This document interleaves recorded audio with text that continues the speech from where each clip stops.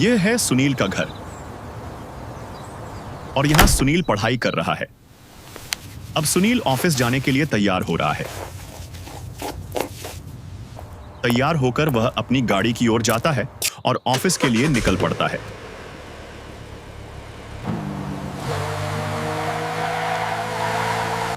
Sunil office पहुंच चुका है और कंप्यूटर पर अपना काम कर रहा है। सुनील को परमेश्वर में बहुत अधिक विश्वास था, इसलिए वह हर रोज चर्च जाता था। आपने मुझे सब कुछ दिया है, ऐसे ही कृपा बनाए रखना। चर्च में बैठकर सुनील बाइबल पढ़ रहा है। अब सुनील चर्च से बाहर निकलकर घर की ओर जा रहा है। रास्ते में उसकी मुलाकात अपने एक दोस्त गौरव से होती है। कैसा है भाई?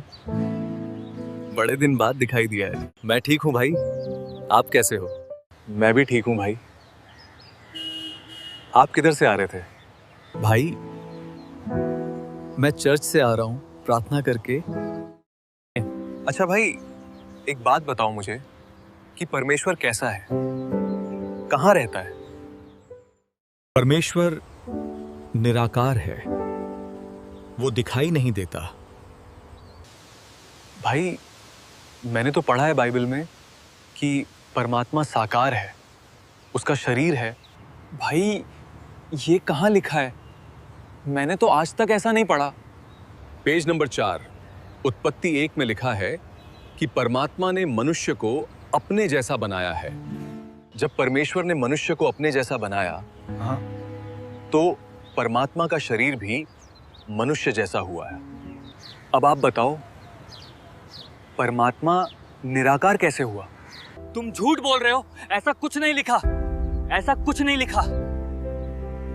सुनील गौरव पर गुस्सा होकर वहां से चला जाता है और सीधे चर्च में फादर के पास जाकर सवाल करता है। फादर, मुझे एक बात बताओ, परमेश्वर कैसा है, कहाँ रहता है? बेटा, परमेश्वर निराकार है, वो दिखाई नहीं देता। क्या फादर, बाइबल में ऐसा कुछ लिखा है कि परमेश्वर ने मनुष्य को अपने जैसा बनाया? बेटा, बाइबल में ऐसा कुछ नहीं लिखा।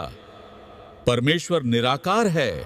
फादर, मुझे मेरे दोस्त ने बताया है कि परमात्मा साकार है। उसने बाइबल का पेज नंबर भी बताया है।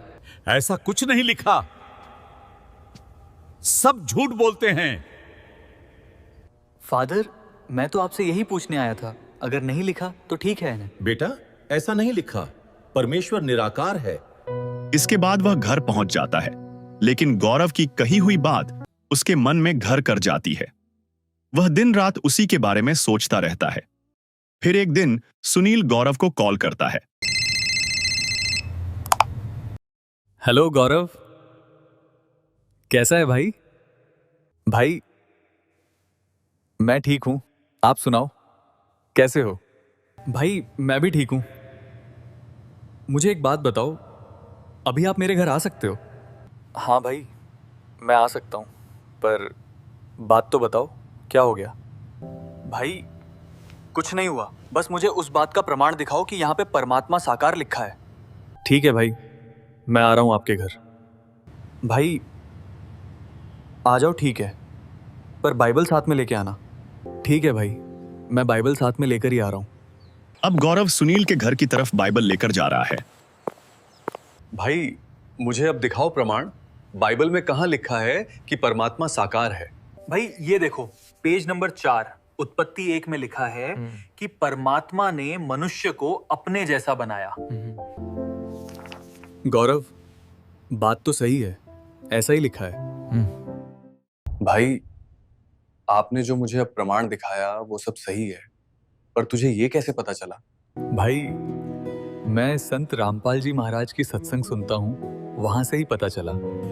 संत रामपाल जी महाराज जी की सत्संग कहाँ पे आती है? संत रामपाल जी महाराज की सत्संग साधना टीवी पर शाम 7:30 बजे आती है। अब गौरव टीवी का रिमोट उठाकर संत रामपाल जी महाराज की सत्संग सुनील को सुनाने के लिए लगा देता है।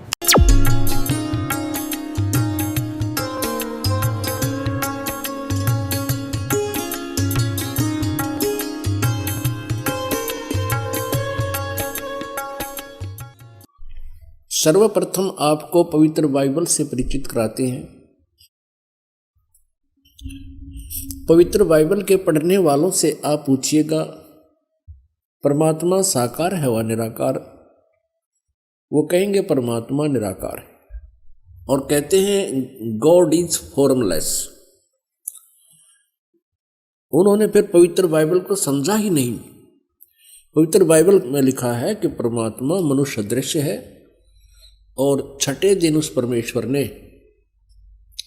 कहा कि हम मनुष्य को अपने स्वरूप के अनुसार उत्पन्न करेंगे और वैसा ही कर दिया।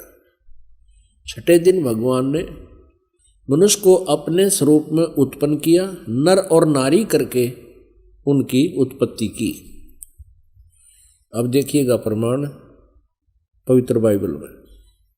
पवित्र बाइबल संपूर्ण जीवन अध्ययन बाइबल, पवित्र बाइबल संपूर्ण जीवन अध्ययन बाइबल, संपादक हैं डेविड स्टुअर्ट, अंग्रेजी,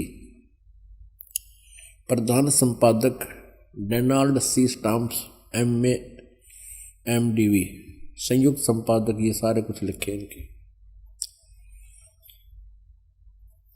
ये USA से छपा है। अब ये देखिएगा उत्पत्ति, जिसको इंग्लिश में अंग्रेजी में बोलते हैं ये जेनेसिस। आरंभ यहाँ होता है। आदि में परमेश्वर ने आकाश और पृथ्वी की सृष्टि की। पृथ्वी बेडौल और सुनसान पड़ी थी और गहरे जल के ऊपर अंधियारा था तथा परमात्मा का आत्मा जल के ऊपर मंडराता था। जब परमेश्वर ने कहा कि उजियाला हो तो उजियाला हो गया और परमेश्वर ने उजियाले को देखा कि अच्छा है और परमेश्वर ने उजियाले को अंधियारे से अलग किया और परमेश्वर ने उजियाले को दिन, अंधियारे को रात कहा। सांझ हुई फिर भोर हुआ, भोर माने सुबह। इस प्रकार ये पहला दिन की रचना की प्रभु ने, परमात्मा ने, परमेश्वर ने। फिर परमेश्वर ने कहा कि जल के बीच एक ऐसा अंतर हो कि जल दो भाग हो जाए, तब ऐसा ही होगा। तथा इस प्रकार सांझ हुई फिर भोर हुआ, ये दूसरा दिन हो गया। फिर तीसरे दिन कुछ और रचना की, सांझ हुई फिर भोर हुआ, फिर ये तीसरा दिन हो गया। ये फिर सांझ हुई फिर भोर हुआ, ये चौथा दिन हो गया। कुछ और रचना की परमात्मा ने, चौथा दिन हो गया। फिर ये प्रश्न नंबर 5 पे, तथा फिर और बहुत सी रचनाएं की परमेश्वर ने, तो सांझ हुई फिर भोर हुआ, इस प्रकार ये 5वां दिन हो गया। अब हम छठा दिन पढ़ेंगे।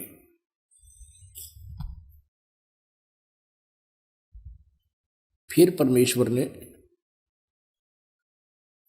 कहा कि हम मनुष्य को अपने स्वरूप के अनुसार अपनी समानता में बनाएं और वे समुद्र की मछलियों और आकाश के पक्षियों और घरेलू पशुओं और सारी पृथ्वी पर और सब रेंगने वाले जंतुओं पर जो पृथ्वी पर रेंगते हैं अधिकार रखें, यानी उनसे बुद्धिमान हो। तब परमेश्वर ने मनुष्य को अपने स्वरूप के अनुसार उत्पन्न किया। अपने ही स्वरूप के अनुसार परमेश्वर ने उसको उत्पन्न किया, नर और नारी करके उसने मनुष्यों की सृष्टि की। पुण्यात्माओं फिर पढ़ लो। तब परमेश्वर ने मनुष्य को अपने स्वरूप के अनुसार उत्पन्न किया। अपने ही स्वरूप के अनुसार परमेश्वर ने उसको उत्पन्न किया, नर और नारी करके मनुष्यों की सृष्टि की। अब पवित्र बाइबल में उत्पत्ति ग्रंथ अध्याय नंबर 1 का श्लोक नंबर 26 है। ये इसमें स्पष्ट कर दिया है कि परमात्मा मनुष्य जैसा है, उसने मनुष्य को अपने जैसा बनाया है, नर और नारी करके उसकी उत्पत्ति की। आगे परमेश्वर ने एक और कमाल किया है कि मनुष्यों के लिए मांस खाने का आदेश उस परम पिता का नहीं है जिसने सब ब्रह्मांडों की रचना की, जो कुल का मालिक है। आगे देखिएगा इसी उत्पत्ति ग्रंथ में ये 26 नंबर हमने पढ़ लिया, 27 नंबर में कि मनुष्य 27, 26 और 27 में यही व्यवस्था बताई है। ये 27 श्लोक में लिखा है कि तब परमेश्वर ने मनुष्य को अपने स्वरूप के अनुसार उत्पन्न किया, अपने स्वरूप के अनुसार परमेश्वर ने उसको उत्पन्न किया और नर और नारी करके मनुष्यों की सृष्टि की। अब 29 श्लोक में देखो, फिर परमेश्वर ने उनसे कहा मनुष्यों को, सुनो, जितने बीज वाले छोटे छोटे पेड़ सारी पृथ्वी के ऊपर हैं और जितने वृक्षों में बीज वाले फल होते हैं वे सब मैंने तुमको दिए हैं, वे तुम्हारे भोजन के लिए। अब पूर्ण परमात्मा का कोई आदेश नहीं है मांस आहार करने का किसी भी मनुष्य को, और ये कितना बुरी तरह खाते हैं ये ईसाई लोग। तब सांझ हुई फिर भोर हुआ, इस प्रकार 6वां दिन हो गया। ये और बहुत सी रचनाएं की इसके बाद। अब 7वां दिन देखो,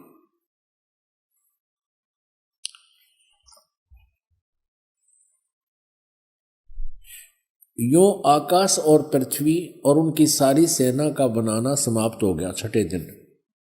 और परमेश्वर ने अपना काम जिसे वह करता था 7वें दिन समाप्त किया और उसने अपने किए हुए सारे काम से 7वें दिन विश्राम किया। और परमेश्वर ने 7वें दिन को आशीष दिया, उसे पवित्र ठहराया, सृष्टि के सारी रचना के काम से विश्राम लिया। अब पवित्र बाइबल से बहुत सी रहस्य जो है सामने आएंगे।